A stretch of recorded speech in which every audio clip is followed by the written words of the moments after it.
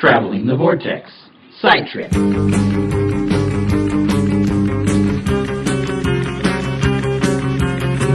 We've landed a special side trip this week, and we're going to give you our thoughts on Bat-Supe. I'm Shaun. I'm Glenn. I'm Keith. How was it? What'd you think? You guys have both seen it. I've seen the theatrical version, but Okay. I can't get too excited about the extended version. Oh, okay. Let me start there. The extended version is significantly better. Significantly. I still don't think it's a good movie. I still didn't necessarily enjoy it. It justified a lot of Man of Steel, which I was actually kind of okay with because, I hated Man of Steel. And so going into this and kind of being given some things to go, oh, well, all right, at least you did that, You were looking for gems. I was. Admittedly, I was trying to maintain an open mind instead of just walking in and going, I hate this. I thought the acting was top-notch across the board. I thought Affleck made a great Batman. I just didn't like him. I didn't like Batman. My Batman is the animated series Batman, and he doesn't kill. And this Batman's kind of moved beyond that, and Alfred even calls him out on it. And it's kind of like, I get where you're going with it. I mean, he's been doing it for 20 years, and we're led to believe that this is after probably the Joker has killed at least Robin and several other people, maybe, and blah, blah, blah. Okay, fine. I don't know that I like it. That's because I've always said it's okay for Batman to be dark, but not Superman. But this Batman went to a really dark place. Okay. Yeah. I thought Wonder Woman was great. I thought Jeremy Irons as Alfred was great. I love the exchange they have when he comes in and he's like, I hope the Wayne family will, or the future Waynes will not inherit an empty wine cellar. Not that there will be any future Wayne descendants. And he's to the point where he's muttering to himself, And Bruce brings him a cup of coffee in the morning. It's like they've done this role reversal. I like their relationship. I thought Jesse Eisenberg doing this weird Mark Zuckerberg style Facebook bad guy was awesome. He was awesome as a Mark Zuckerberg Facebook style bad guy. Just not as Lex Luthor. Not my Lex Luthor.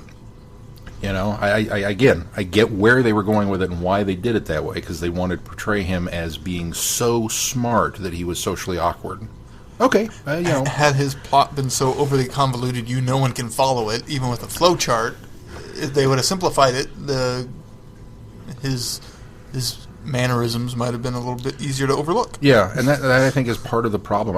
There was a review. The one review that I read was that they made a movie for the comic book fans, but they didn't. But didn't think to make a movie that normal Joe Blow could enjoy. And I thought that seems like a really weird statement because normally we're complaining the other way. And after watching even it, comic book fans are divided on it. So. Yeah. Well, but see again, they saw the theatrical, the extended cut. This is the weird thing. The extended cut has an extra, 30 some odd minutes worth of stuff in it to an already bloated film, and you're kind of like, oh my god, it's better. It's paced better. But here's the problem. Here's the problem with saying it doesn't feel as long. The problem with saying that an extended cut fixes things. It doesn't, because it doesn't remove the aspect of Superman. It doesnh remove the going to the desert and the setup of the murder and everything. It doesn't. It doesn't. And also, here's what my problem is though with your review of this. And I can appreciate that the animated series is your Batman, and that's fine. But the problem with doing that and saying my Batman doesn't kill, well, I'm afraid then you have to exclude all of the Batmans anywhere else besides the animated series. Yeah. So you shouldn't be able to read a comic book and go, you should be reading a comic book and say, well, this isn't my Batman. Or you should be watching, the Batman films, the Burton Batman films. Well, this isn't my Batman. It's closer, but it's not my Batman. This is also, because there are aspects of all of the Batman, including the killing thing, that are not in the animated series. So it's not fair to say I didn't like the portrayal of Batman in this based on the animated series, because you have to kind of take that as a whole. Right. No, I get that. I was just giving it a rationale for the problem with this characterization of Batman is Batman, unlike Superman, should be allowed to get to the level where killing is necessary.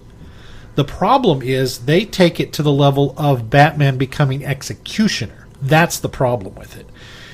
When Batman kills, and he has killed, and he's killed in the comics, when Batman has to come to that final aspect, because he is quote unquote a detective, when it or even a peace officer in his own weird perverted way, if it comes to the fact that he has to kill, then he has to kill. If it's in self-defense or if it is, in defense of someone else or things like that, it makes sense. If it's because you have this grand idea that you're going to be judge, jury, and executioner, that's where this Batman falls down. That's where this characterization of Batman falls down. In the same realm that Superman has this noble, godlike ideal and is going to, and I appreciated the fact that that's what Batman was pushing against, because but you wouldn't have to have Batman pushing against Superman if Superman wasn't already portrayed as this guy that was just going to do things his way anyway. So it falls apart from the very get go. I get where you're going with it, and I think maybe that's the problem, because I never really got the impression that Batman set in this movie that he set out to be the executioner. He did. I don't think so. He did, he would not have crafted a. He would set out to kill Superman. Well, that's yes. executioner right there. Superman, that's not other people. Well, but in the montages that we get of him fighting crime in the dark, gritty streets, he doesn't hold back.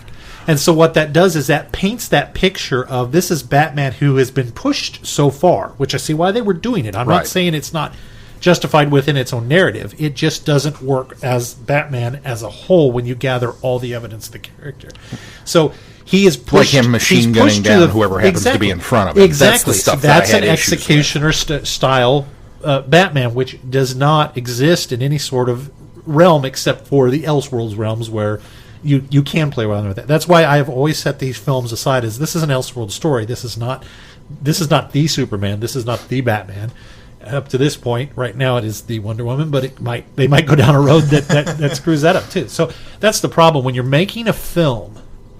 You want to encompass the core character of who everyone is at least familiar with.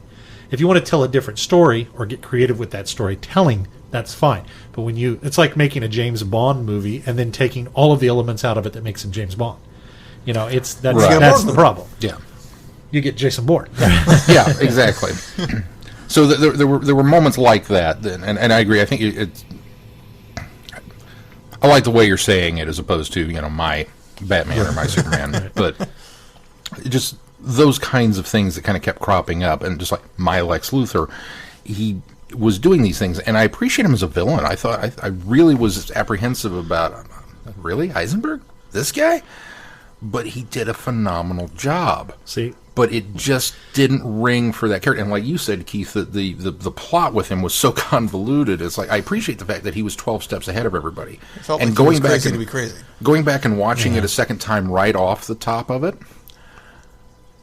he knew when he introduced them, and he says, "Oh, Bruce Wayne meets Batman," or "Bruce Wayne meets Clark Kent. We finally got the two together." And he's going on and on and on. He's not wink, wink, nudge, nudge at the camera going, "Look what we did." He knew who these guys were. From the get-go, he knew who these guys were. And it was really kind of cool to see this unfold. The problem is, once his initial... and the scene where he's throwing the Polaroids at Superman of, Ma Kent back, wherever she's been trussed. I mean, it was like you might as well be hitting him with kryptonite the way he crumpled. It was a great scene, and there were lots of little things like that I thought, wow, that's really cool and daring, and I appreciate that you went there with it. But then when his plan falls apart at the end... The next step is, well, I'm just going to go create an abomination that's going to destroy everything. It's like, what? Yeah. That doesn't... Yeah. Where did Which this... strangely enough, that was the only Lex Luthor-like moment in the film. And I'll explain that. When he started crackling with energy after he got hit with the nuke, and did everybody else go, "Nuclear Man, say it. I will destroy Superman." That unfortunately is a Lex Luthor move.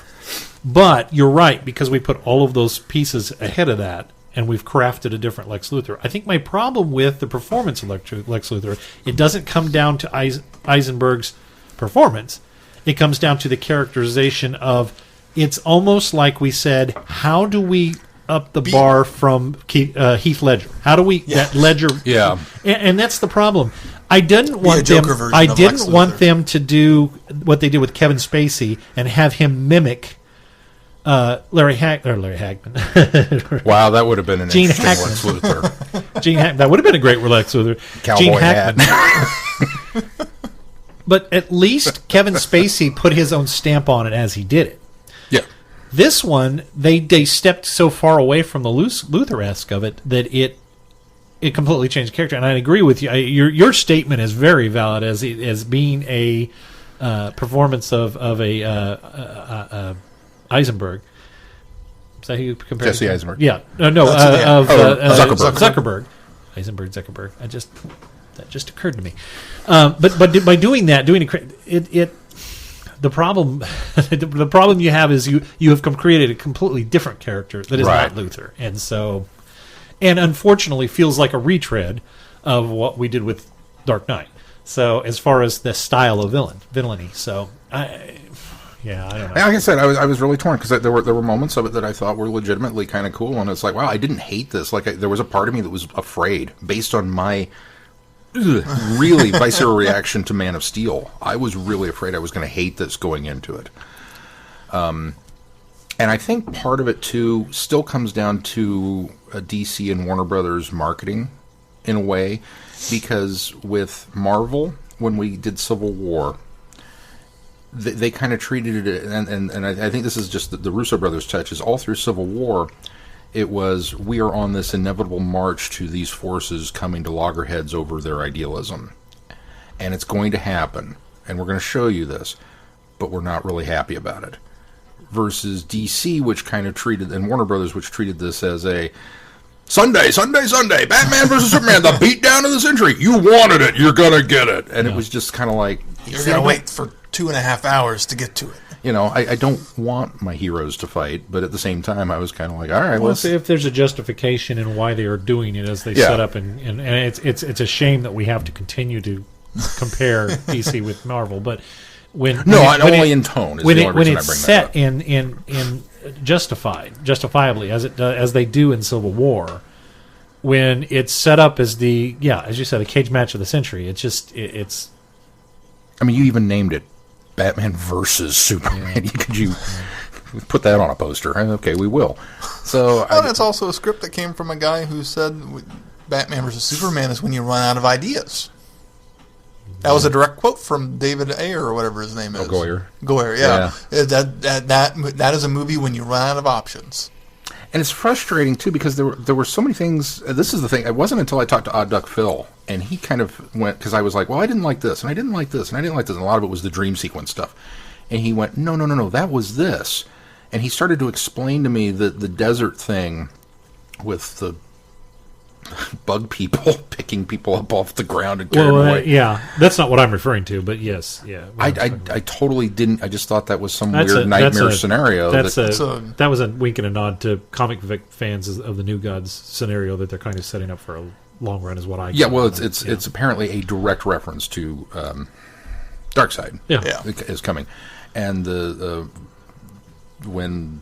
There's a reference to him dropping off Vox boxes or whatever they're called that create the boom tubes and do this kind of stuff, and it's like I didn't get any of that. No, you wouldn't if you're not embroiled in the comics, and it. Well, I mean, I'm an animated series fan, and Darkseid was the main villain of the Superman animated series, but it still went. That was pretty much lifted. Although the animated series did lift some of their material from some storylines within the comics as well. But that was lifted directly from a specific event that I felt as soon as I saw it. I said, "Oh, they're working towards this." Right, so. and again, okay, that's cool, but that review quote suddenly popped into my head when he was explaining it to me, and I went, "Oh, they really did make a movie for kind of the hardcore fans to kind of show, look what we're setting up." Yeah. That the rest of us were just like, "What's with this dumb dream sequence here in the middle of this thing? Why are we in the desert? And what is up with it?" And then to end it with I woke up. Oh, and now there's a guy in my lab talking to me, which I didn't catch hardly any of the dialogue. Yeah, it was really hard to understand. Really hard to understand. And even on the second go-through, I was really just straining. I just, you've always been right about him. And I thought to myself, okay, we're kind of maybe setting up an Injustice story arc. Or was it? No, apparently that's the Flash. Didn't know that. Yeah. And he's warning him from some event that's going to happen down the road. That he's not talking about Superman. He's talking about something else. So he's talking about Counterpoint. So... Which is sad because that's the that's the sad thing is they felt like they needed to lay too much ground in it as well, and so it got lost and muddled. So that's why it feels like Bat-Supe. Even me, who knows all of this stuff, even me watching this, I felt like that's just information overload, and that's coming. And I think I go to these films and I try to watch them from the mind of the average viewer, and I could spot those red flags as I was watching it.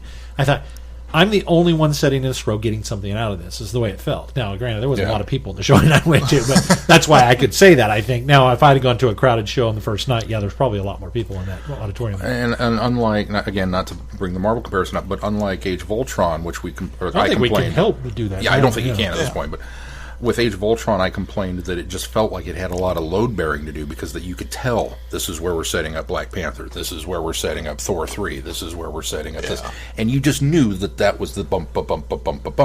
I didn't get any of that from this one. Obviously, that's what they were doing, but it wasn't developed enough for me to be able to go, you're setting up the. And the idea that Lex is holding on to these, he's tracking metahumans. Okay, that's a cool thing. That's a perfectly justifiable, reasonable thing to do to set up Justice League. See, I even felt that they were. I thought they were shoehorned in too. Yeah, because if you look at the Justice League trailer that's out now, it tells you everything you need to know about Justice League from the trailer. You didn't need those Word documents. Exactly.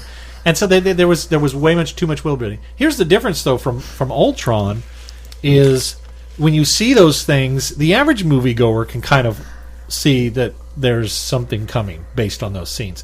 And the reason they can is because there's 6 films before Age of Ultron even comes out. 5 films before Age of Ultron even comes out. So Marvel has already started their more than universe. that. You're thinking Avengers. Maybe I was going 8. Oh yeah, I'm sorry. I was like, 8 closer to films. 10. There's 8 or 9 films before the Avengers even come out. Well, I was almost counting Ant-Man, but that came out after. There's 8 films of investment of world building. We're on the second film of a franchise, world building franchise, and we have added all this stuff in there. Just, hey, look what we're going to be doing soon. You got to get past this film and make some money off it. Now, seeing the trailers for Justice League, I think they finally dropped the dang. They dropped the dang no jokes rule that was put in place, which was smart. You got to have moviegoers enjoy going. You can't have them just. That's the best joke in all of Bat-Supe slugfest is Perry White's when Clark's fighting for I want to do a story in the Bat. He says crime wave in Gotham. In other news, water wet. Yeah, that was good. I'd forgotten about that one. I thought Martha's joke there, and I don't even remember what it was, but I remember it being the only thing that stood out to me as a joke. What did she say? That was kind of late in the movie, too. Yeah, it's way late in the movie, and I can't even remember. You don't owe him anything, or no, it was too lax. It had something to do with when Batman rescues her. He says, "I'm a friend of your son." She goes, "I kind of figured." Yeah, okay. That's exactly. Yeah. I kind of figured when you showed up. It's that was it, and it was the light moment, and I thought, oh my gosh, we waited for nearly the entire movie to get that, and that's all we got. Yeah.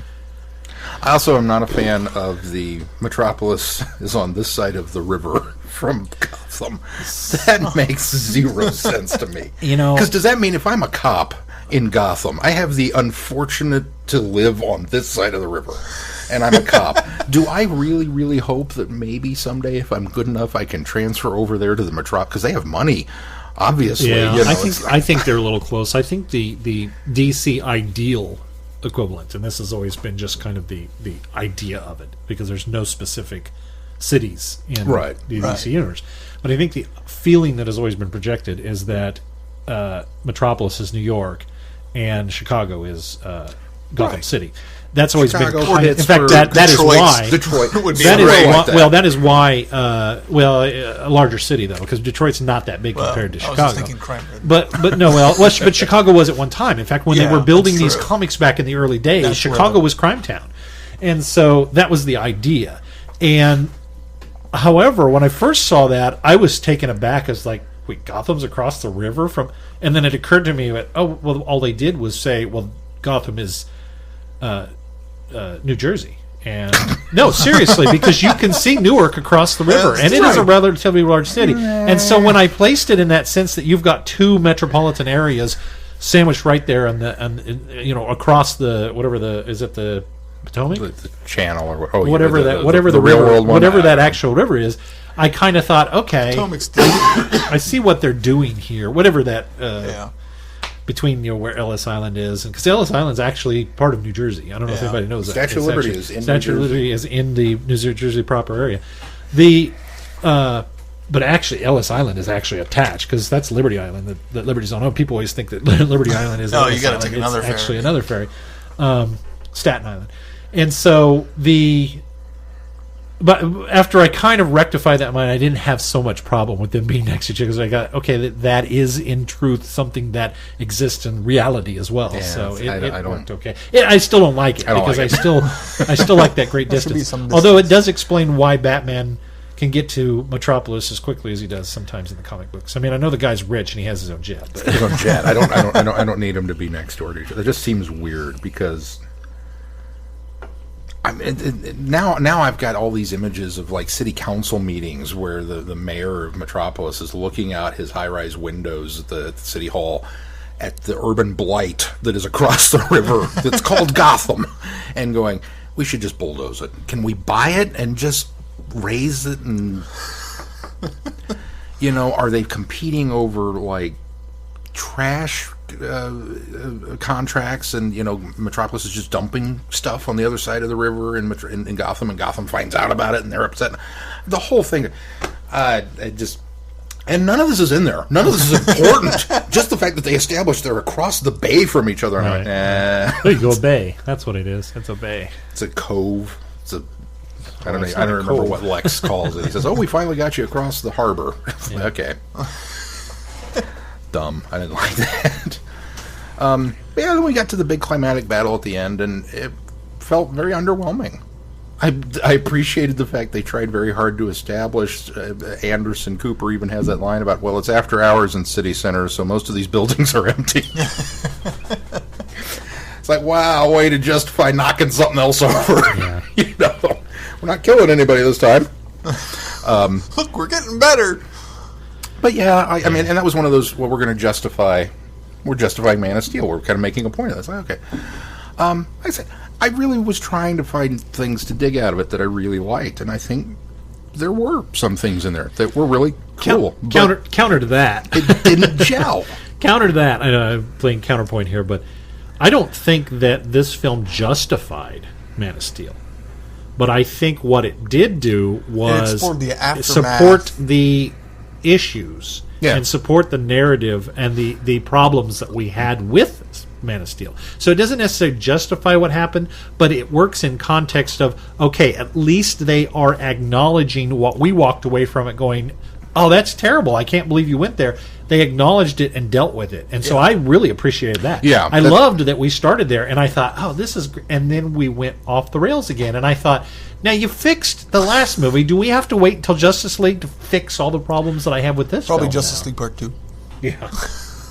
See, I feel... No, because that'll have to fix Justice League. It's just going to be a recurring problem. Do we think Superman's going to show back up in Justice League, or are they going to... I suppose potential spoilers for anybody who hasn't seen Bat-Supe yet. He dies at the end of the thing. Oh, I think he has to. I don't know that But- it'll but be an will integral they- part of it. Or Will they- they've released the photo. I Will they guess. do Justice I mean, League and maybe introduce the big bad and See, from get the- their from the butts impression of kicked the and not trailer- be able to fight him, and then Superman comes back in the That's second probably one? a logical. That's probably more logical than what I took away was that they're going to be fighting Superman again. Oh, no. That's the impression I got from the trailer. That He's is... joining these forces to fight an evil That Superman. is... Could be. Well, that's franchise suicide right there, if you ask me, because that's doing the same thing twice. Now, however, you saying that is justified in the sense that they did lift some from the Death of Superman storyline, obviously, Yeah. including the Doomsday, and there were the four Supermen that stepped in, and one of them turned out to be the Eradicator version of Superman, or he was just the Eradicator, but he ended up pretending to be one of the versions of Superman, or was one of the versions of Superman, and that might be the direction they're going with it, is that they're in fighting the Eradicator, and the Eradicator, because he does have connection to Krypton, Well, and I they don't know. believe that they're fighting Superman because suddenly Superman has risen from the ashes and our Savior's back. oh, it's really not me. It's really Superman ended up not being any of and it's them, not so much but that I a got part the of all impression of from them, it. That's my fear. Is what they're going to Well, do. if More than anything else. if they try that, I agree it'd be franchise suicide at this point, because we've gone from Superman being a question mark to now being a legit hero. We've had the state funeral and blah blah blah, and he's a hero. Okay, great.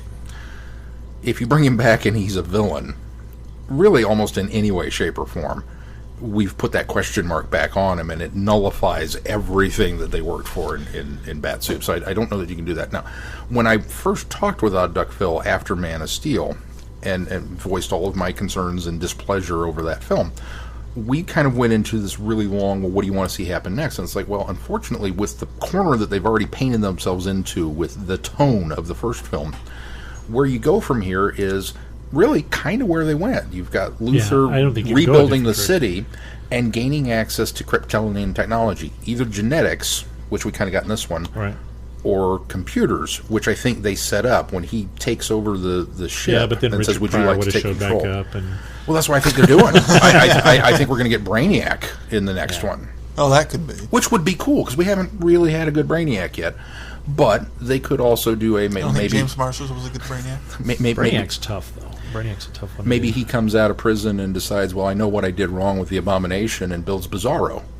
No. If we get a Bizarro film, it'll be a standalone. I think is what it'll be. Down the road, it'll be a standalone, and it will be a Bizarro versus Superman, and Superman will be the cameo aspect. You won't have to get Henry Cavill for the entire thing. You'll do a confused Superman because that's who he thinks he is. Why not let Henry Cavill play him? Put some makeup on him and just let him go to town. No, I don't think he could pull it off. But no, Bizarro won't be the heavy villain in anything. I think too comedic at this point. 20 years ago, 30 years ago, yes, Bizarro could have been a heavy. But the way Bizarro has been treated over the last 20 or 30 years, he couldn't be the heavy. Yeah. Well, you'd also again get Superman 3 because that was their attempt at Brainiac and Bizarro. They did both of them. It was. See, and if what's his face was behind the movies instead of the TV series, we'd get probably a decent Brainiac story or a Bizarro story because they did it in Supergirl. Well, I haven't got that far yet. So spoilers. So, for what it's worth, yes, definitely check out the extended Ultimate Edition, whatever they're calling it. Did you buy it? I did, actually. Can I borrow it? Sure. Not this week. Maybe next week. Okay. Well, I'll take it now, but I won't watch it this week. Just remind me. Next week. Remind me after, and I'll go get it. But, don't worry, I'm not in a hurry to see it, so I'll get it sometime. I think it's totally worth watching. And like I said, the half hour really fixes a lot of stuff, and it flows better. The pacing's better. It doesn't feel as long, which is the really weird thing. For being half hour longer, it doesn't feel as long. But the film still has those same problems, those same core things. It's like, well, this didn't make a lick of sense, and why is this here? And they're still there, and they're not going anywhere. So I think we're kind of right. I think we're going to have to wait for the next film to see if it'll retroactively fix this film. But for better or for worse, Bat-Supe. You finally saw it. Finally saw it. Yeah. Twice. Back to back. Back to back. Sunday. Suicide Squad still has me hooked, though. I'm excited about Suicide Squad. The only downside that I can see to Justice League, loved the trailer. Loved it. I love the trailer, too, but I still have no faith in it. None whatsoever. Except for whatever music they had in the background. It's like, you guys feel like you really built on the success of that Suicide Squad trailer. Yeah. And so you're kind of copying routine That's what they now, do, so. though. That's what they do. I hope that's not indicative of anything. Well, unless they bring some of what levity Suicide Squad seems to have. See, the thing about the Suicide Squad trailer is, when I saw the last one, was that Bohemian Rhapsody they did with that one? What was the song they did? The last one was Ballroom Blitz. Oh, yeah, Ballroom Blitz. Okay. Which is great, but not Bohemian Rhapsody. Well, and Bohemian was good, too. The thing is, those two particular ones were designed to strike a certain emotion within you. And it worked. And it worked for me because it made me excited to see the film. But I did have that bit of trepidation back in my head. It's, okay, I remember what we've done with Man of Steel, and I remember what we did with Batman vs. Superman. And I have already been burned twice, and we're doing another story within the same universe. At least it's not And Zack so I'm Snyder. still a though. little trepidatious. And so then when I saw this most recent trailer and they took a whole different approach to it, I still see all of the nuggets of things that I liked about the first two, and so I'm much more Receptive. receptive to Suicide Squad, and we'll rush out to see that. You realize, just as a Who side am I note, kidding? I'm going to rush out and see Justice League. Just to Rigorous. see. I like to watch train wrecks, I suppose. you realize just from an interesting note that because Ben Affleck's Batman is in Suicide Squad, I don't know to how much, it might just be a cameo, but he is in there, and it is Ben Affleck, and it is this Batman. That means that Jared Leto is his Joker.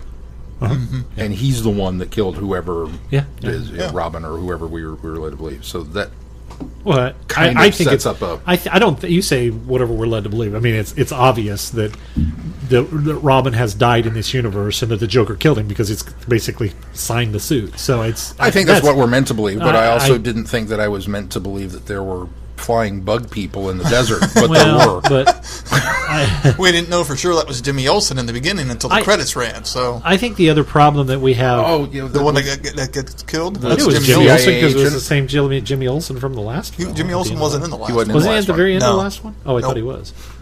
Oh well, I immediately thought. No, I didn't, because I thought now I remember the scene you're talking about. Yeah, no, you're right. You're right. Because